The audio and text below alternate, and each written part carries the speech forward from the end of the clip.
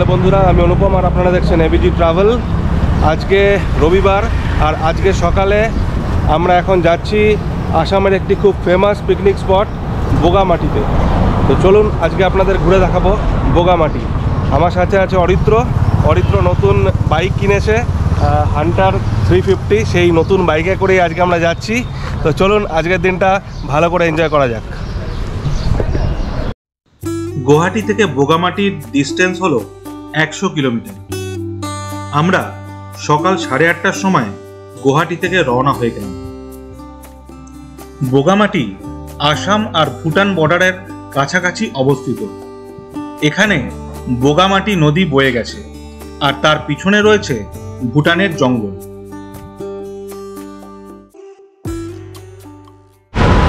তো রাস্তায় যেতে যেতে বৃষ্টি নেমে গেল, বৃষ্টি বেশ ভালোই জোরে পড়ছে। তো এবার আমরা রেনকোটটা পরে নেবো, তারপর আবার রওনা দেবো। মোটামুটি আরও 70 কিলোমিটার মতন ডিস্টেন্স বাকি। এরকম আমরা এখন হাইওয়ের ওপর দাঁড়িয়ে রয়েছি। মাঝখানে দারুণ বৃষ্টি হয়ে গেল। আমরা রেনকোটটা ভাগ্যিস পরে নিয়েছিলাম, তার জন্য খুব একটা অসুবিধা হয়নি। কিন্তু প্রচুর পরিমাণে বৃষ্টি হলো, আর জাস্ট বৃষ্টি শেষ হওয়ার পরেই আমরা আবার কিন্তু আগিয়ে চলেছি এবং এখানে চলে এসেছি একটা পেট্রোল পাম্পে পেট্রোল ভরানোর জন্য। এখান থেকে পেট্রোল ভরিয়ে নিলাম। আর 55 কিলোমিটার বাকি রয়েছে আমাদের গন্তব্যের জন্য। আমরা আজকে যাচ্ছি বোগামাটিতে। তো এবার সামনে একটা ধাবা রয়েছে, ধাবাতে কিছু খেয়ে নিয়ে তারপর একবারে ডাইরেক্ট বোগামাটিতে যাব। বেশ জোরে এক পশলা বৃষ্টির পর আবার রোদ উঠে গেল আর আমরা এগিয়ে চললাম আমাদের গন্তব্যের দিকে।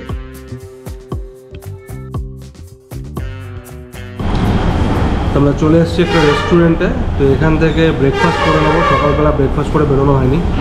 তো আমরা এখান থেকে খাবো হচ্ছে পরোটা আর আলুর তরকারি আছে বললো, তো পরোটা আলুর তরকারি আর সাথে চা। তো চা প্রথমে দিয়ে গেছে, আমরা চা খাইয়ে নিচ্ছি। এটা অরিত্র ফার্স্ট বাইক রাইড, তাই তো অরিত্র? নতুন বাইক কেনার পর first ride? First long drive. কেমন লাগছে? ভালো। বাইকটা কিন্তু খুবই কমফোর্টেবল, ভালো লাগছে। আমিও চালিয়ে দেখলাম, বেশ ভালো লাগছে। আমাদের খাবার এসে গেছে, বিশাল বড় একটা পরোটা আর সাথে হচ্ছে ঘুগনি। তো এই ঘুগনি পরোটা দিয়ে আজকে সকালের ব্রেকফাস্টটা সেরে নিই। এখান থেকে আর দেখাচ্ছে 45 কিলোমিটার। এখান থেকে 45 কিলোমিটার গেলেই হচ্ছে বোগামাটি। তো বোগামাটি হচ্ছে নদীর নাম। তো ওখান দিয়ে বোগামাটির নদী বয়ে গেছে। শুনেছি ওখানে রিভার র্যাফটিংও হয়। তো যদি হয় তাহলে আমরা রিভার র্যাফটিংও করবো। আর ওটা হচ্ছে ঠিক যে হিমালয়ের পাদদেশ, হিমালয়ে তার কিছুটা বাদ থেকেই শুরু হচ্ছে, আর ওখান থেকে জঙ্গলও স্টার্ট হচ্ছে। তো এই জায়গাটা খুবই সুন্দর শুনেছি। দেখা যাক কীরকম। আপনারা তো অবশ্যই দেখবেন, দেখতে থাকুন এই ভিডিওতে। অবশেষে আমরা পৌঁছে গেছি বোগামাটিতে। ঠিক সামনে দিয়েই নদী বইছে আর খুব সুন্দর একটা দৃশ্য দেখাচ্ছি আপনাদের। চলুন, এই দেখুন, এইখানে আমরা বাইক স্ট্যান্ড করলাম আর এবার আমরা নদী দেখতে যাব এই সামনেই।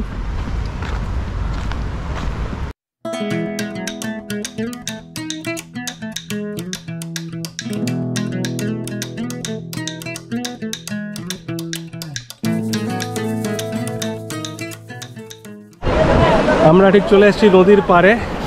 দারুণ সুন্দর একটা নদী আর খুবই খরস্রোতা এই জায়গাটা। সবাই এখানে লাফালাফি করছে, স্নান করছে। আর এখানে একটা বোট রয়েছে যেটা দিয়ে অ্যাডভেঞ্চার অ্যাক্টিভিটিস করানো হচ্ছে কিছুক্ষণের জন্য, যাতে আপনি রাফটিংয়ের অনুভূতি পাবেন। এই দেখুন, এই জায়গাটা দারুণ খরস্রোতা, একদম কলকল শব্দে বয়ে চলেছে, প্রচণ্ড স্রোত। আর এইখানে একটা বোট রয়েছে যেখানে রাফটিং করানো হচ্ছে। এই হচ্ছে বোগামাটি নদী আর পিছনে দেখুন পাহাড়।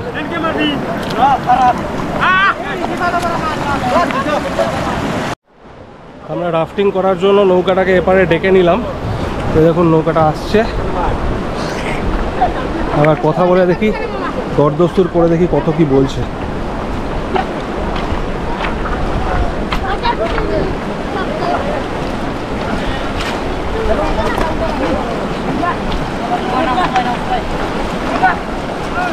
কি कितना लेते हो राफ्टिंग का?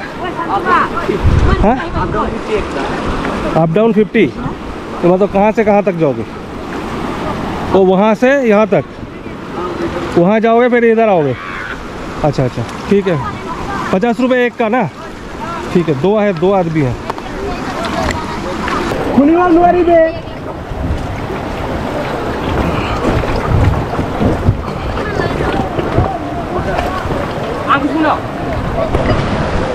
তো আমরা বসে পড়েছি রাফটিং বোটে। তো এই যে খরস্রোতা পাহাড়টা আছে ওই পর্যন্ত যাবে, আবার ফেরত আসবে। পার হেড 50 টাকা করে।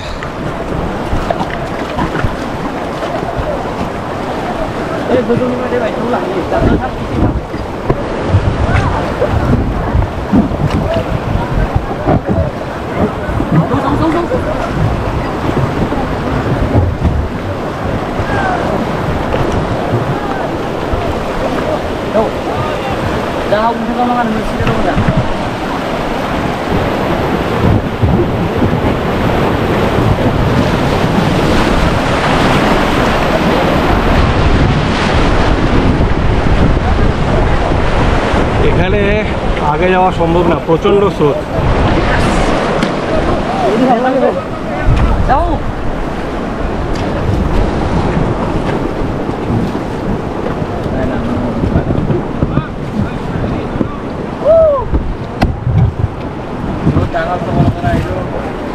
আরে তোদের ডিগিটি খুলিবই নাই তো ইমান ট্রাই করি ইমান হাল্লা করি আছে কেন আই গেছি আন্ডার ওয়াটার ক্যামেরা না এগুলা না রে তোমার আন্ডার ওয়াটার ক্যামেরা हो गया?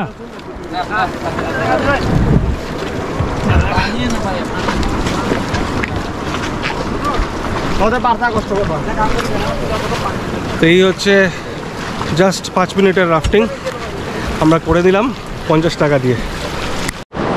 এবার আমি চলে এসেছি নদীর মধ্যে। এবার নদীতে একটু স্নান করে নেব। স্নান করার পর তারপর উঠবো। দারুণ সুন্দর জল, ঠান্ডা ঠান্ডা একদম, আর দারুণ সুন্দর চারদিকের যে পরিবেশ সেটাও দারুণ সুন্দর। পেছন দিকে পাহাড় আর কল কল করে নদী বইছে। আমি সেই নদীতে নেমে গেছি। এই দেখুন, এই হচ্ছে বোগামাটি নদী।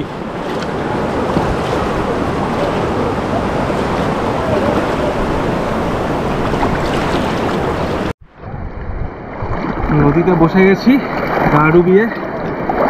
দারুণ লাগছে কিন্তু গরমকালে ঠান্ডা ঠান্ডা জল। কেমন লাগছে অরিত্র? এই 2-3 ঘন্টার ড্রাইভিংয়ের ক্লান্তি কেটে গেল বল।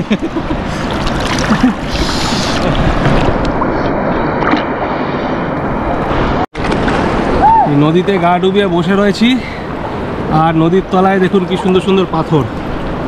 এই পাথরের ওপর বসে রয়েছি, দারুণ মজা লাগছে। এবার নদীর যেই জায়গাটায় প্রচণ্ড স্রোত সেই জায়গাটায় চলে এসেছি। আপনাদের দেখাচ্ছি কত স্রোত এখানে, দেখুন।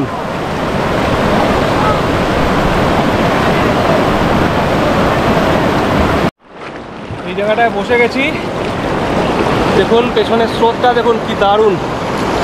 আমি একটা পাথর ধরে বসে গেছি। এখানে কিন্তু এগোনো খুবই মুশকিল, প্রচুর স্রোত। আমি ভেবেছিলাম আরেকটু এগোবো, কিন্তু পাথরগুলো খুব পেছল, এগোনো যাচ্ছে না।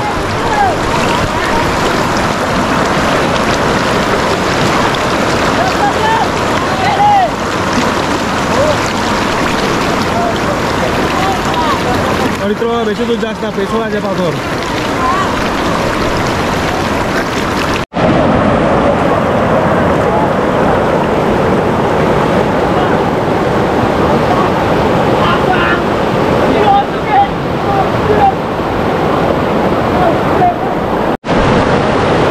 গুয়াহাটি থেকে মাত্র 100 কিলোমিটার দূরে এই জায়গাটা। একদিনে পরিবার পরিজন নিয়ে সুন্দরভাবে পিকনিক করে আনন্দ করার জন্য কিন্তু একটা দারুণ জায়গা। যদি আপনি গুয়াহাটিতে কিছুদিন থাকেন বা গুয়াহাটিতে কোনো কারণে আসেন, তাহলে কিন্তু একদিন সময় বার করে এখানে অবশ্যই আসতে পারেন, খুব ভালো লাগবে।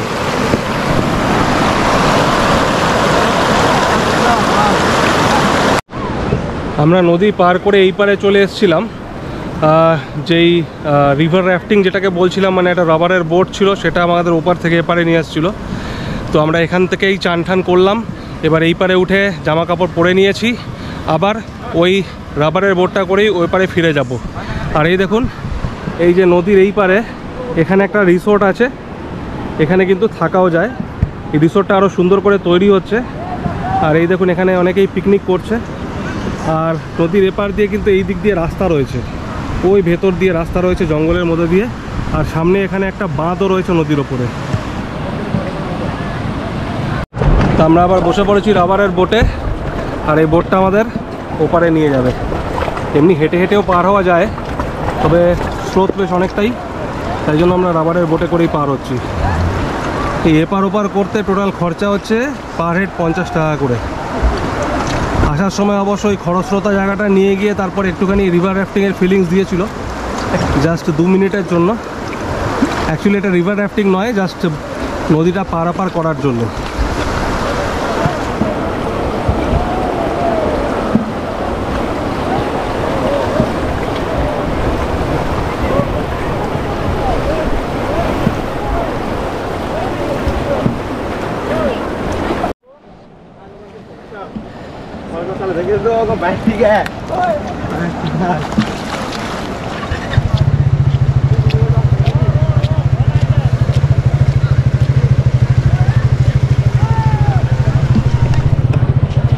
এবার আমরা চলে এসেছি এপারেই আমাদের বাইক রাখা আছে।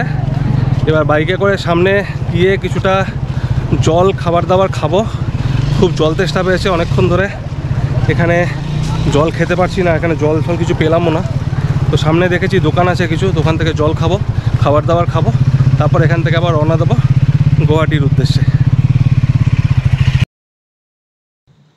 বোগামাটিতে বেশ কিছুটা সময় কাটানোর পর বিকাল 4টে নাগাদ আমরা আবার রওনা হলাম গুয়াহাটির উদ্দেশ্যে।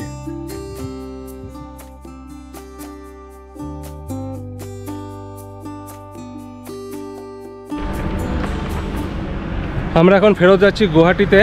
আর ফেরত যাওয়ার পথে রাস্তার দুধারে খুব সুন্দর একটা চা বাগান পড়লো, গাড়িটা দাঁড় করিয়ে দিলাম।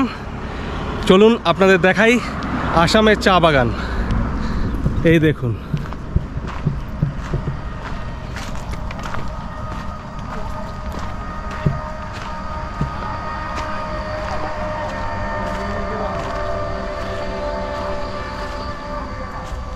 ভারতবর্ষে কিন্তু দুটো জায়গারই চা বিখ্যাত। এক হচ্ছে পশ্চিমবঙ্গের দার্জিলিং, আর দ্বিতীয় হচ্ছে আসাম। আর এই হচ্ছে আসামের চা বাগান।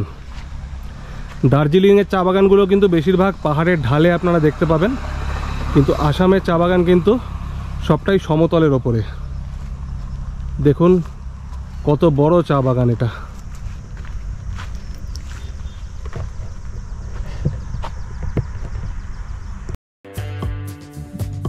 সন্ধ্যা 7টা নাগাদ পৌঁছে গেলাম গুয়াহাটিতে। আশা করি আজকের ভিডিওটা আপনাদের ভালো লেগেছে।